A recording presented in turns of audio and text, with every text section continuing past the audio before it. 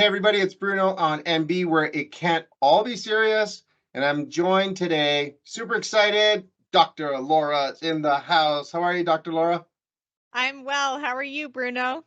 Well, technically challenged as always, but we're breathing okay.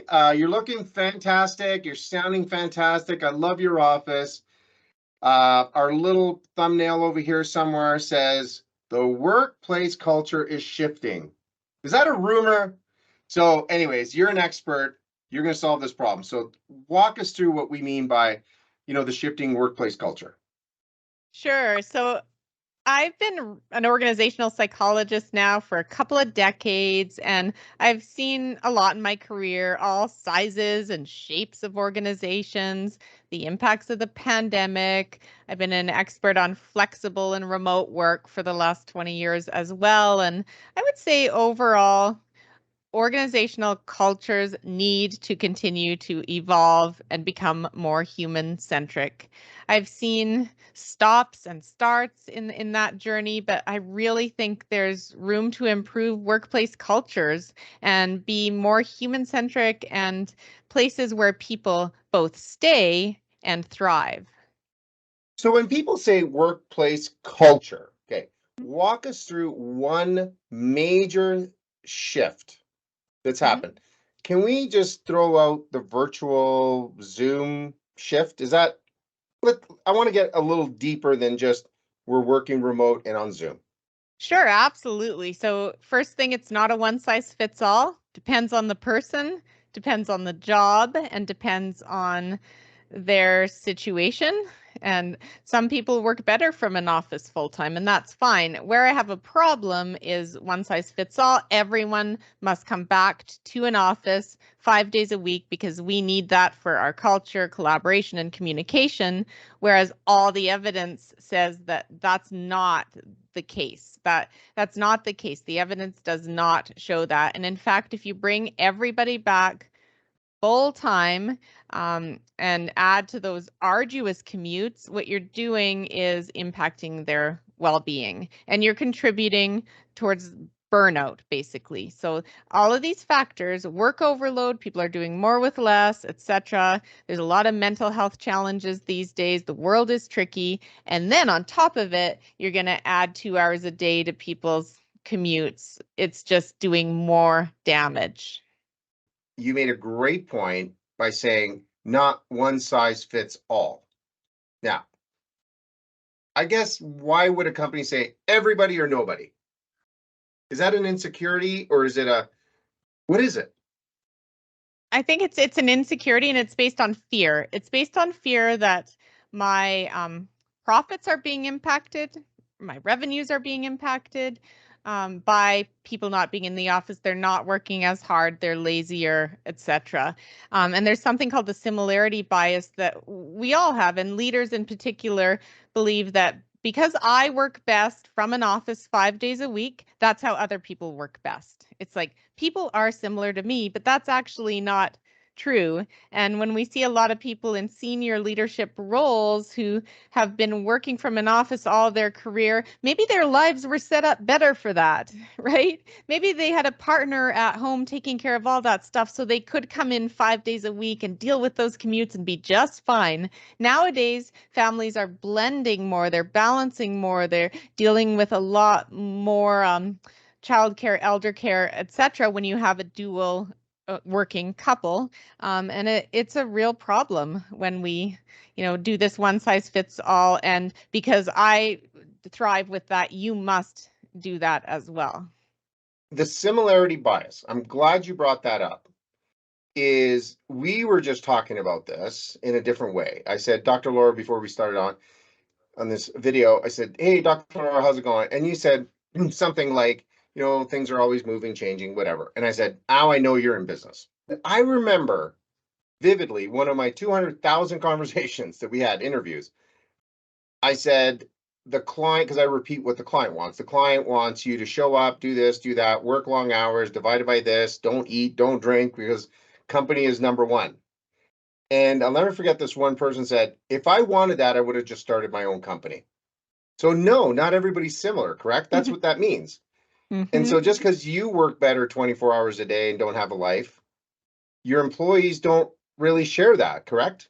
Exactly. Everyone has different values and priorities. Yeah, and so how would you, I guess, if you had one message to tell employers that want to do one size fits all in shifting their culture so they become more profitable, what would that be? Beware of command and control leadership. So, not trusting people, not giving people autonomy, dictating people's scenarios. That's all in the command and control way of leading. That's gone the way of the dodo bird in terms of retaining and attracting younger generations. So, I always say it's more about you got to set goals, you got to set expectations. So, expect performance, expect hard work, but trust. So expect and trust needs to replace command and control as the way that as the way leaders need to lead to retain and attract talent. So let's talk about something I think you know a few things about. And I'm talking about Canada Career Counselling. What is it? How was it born? How do we get in touch with you? Why did you even start it? Why don't we start with that? That's a great question. So when I chose to do psychology, I wanted to help people, and I was always fascinated by people's behavior and whatnot. So I early in my career, I decided to focus my master's research. So in my master's degree, this was 1997 when I started that degree, and I decided to specialize in career development and how career development was shifting and changing, and the internet was becoming a thing then around career counseling online and career resources. And I ended up working with university students on their careers. And then I ended up getting experience in outplacement with leaders and employees who had been outplaced or going through career transitions. So I developed over time a way that could really help people pivot and figure out who they are, what options are out there, and how to make a great decision and how to deal with the psychology. So, the psychological impacts and the emotions and figuring out your values and all of these things. So, I decided to hang a shingle for that. I was a registered psychologist, and people can use their benefits and insurance for registered psychologists, and people don't often connect those dots. So they say, I can get help with my 16-year-old's career planning or my own career planning at age 45, and I can run it through my insurance and benefits? Of course you can, because it's an area of psychology. So I hung up the shingle of Calgary Career Counseling in 2009, and it very quickly grew to more than me because that's what people Googled. And so then I had a team. So it's been 14 years and 7 years in Wow. Toronto as Canada Career Counseling. So I was having two brands, Canada Career Counseling and Calgary Career Counseling.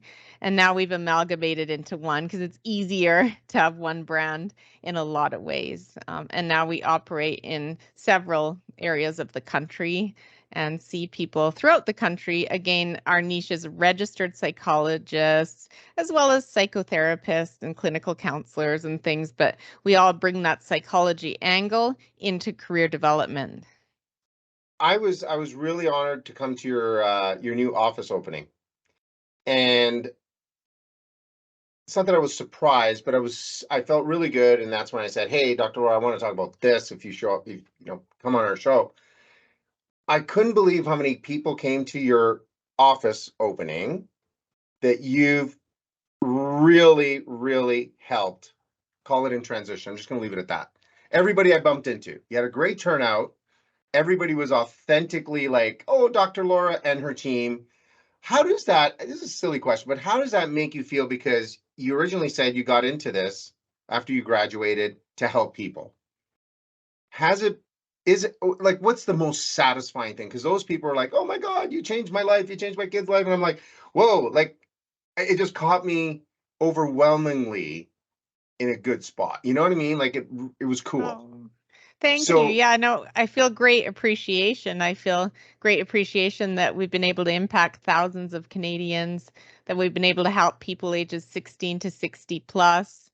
I also love that I've helped to mentor and grow a lot of newer psychologists and counselors over the years. And I also, yeah, it's super impactful, and I'm appreciative that we can give back to the community as well, and help out different nonprofits and such with people who might not be able to afford it. So we do pro bono with certain organizations out there. So I'm just grateful that we have the ability to do that and give back. Walked into your new office, right? It was beautiful office. I've commented on it so many times.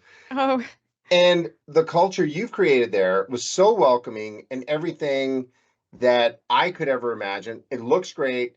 The people you have there, like your people that work with you, obviously you've put it into practice. What would you tell others about making your workplace a little bit more human-centric?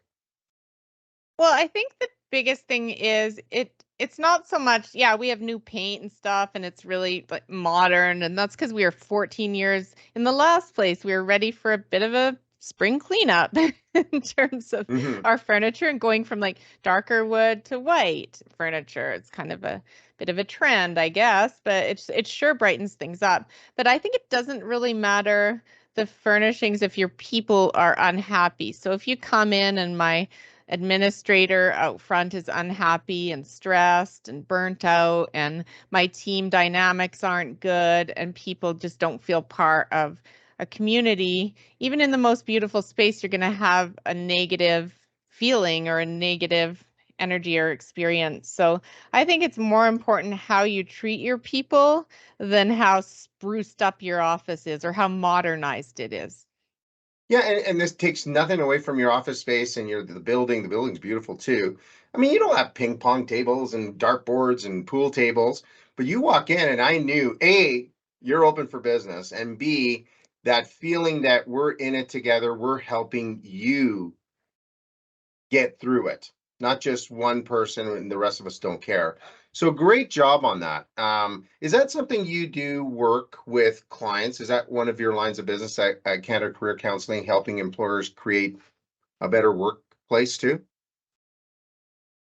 Yes, like we do we work with organizations on their career development in terms of, are they creating cultures and building cultures where people can grow and develop in their careers. And we definitely focus on that. I speak a lot to organizations, associations, etc. So I'm a keynote speaker. You can find that at drlaura.live.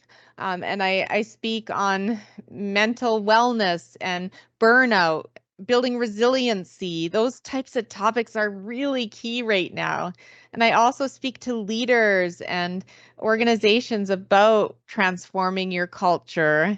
And I just love the fact that I can speak on different timely issues and bring in the evidence of organizational psychology, inspire people, and make a broader impact.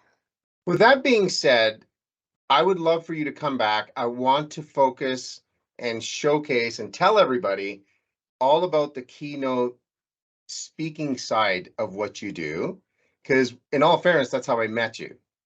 And I was just, I'm going to keep it for the second episode because I would like you to maybe just talk about that, because the impact you are making, not you could make, in your keynote. So you promise you're coming back?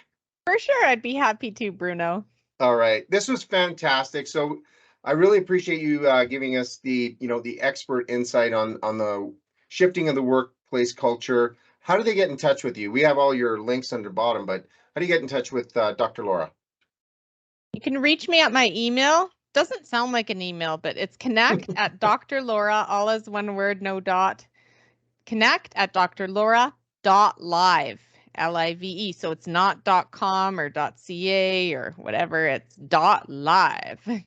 And I know it So works. I know it works. I've done it. So anyways, but and you can find me at canadacareercounseling.com is the website. And then my Dr. Laura is drlaura.live. That's my site. you also have a podcast, and you have your LinkedIn. You have some pretty cool stuff there too. I just wanted to end this episode, and we're going to come back. I really want to talk about the keynote speaking. But I still want to emphasize to everybody, because I didn't know this about the benefits. You mentioned it before, and that is a game changer. And I'm a big fan of what you do. And if people ever want to get in touch with you, also, consider the benefits side, right? Mm-hmm. So Yeah, absolutely. It's a no-brainer. Even if you have to pay a sum of money to be happier, more fulfilled, have, your young adult make the right choice of a major, etc. It's all really money well spent to your well-being and your success in your career. that's fantastic. Dr. Laura, take a deep breath, because we're coming back for episode 2. So thank you very, very much. My pleasure. All right. I'll see you guys soon.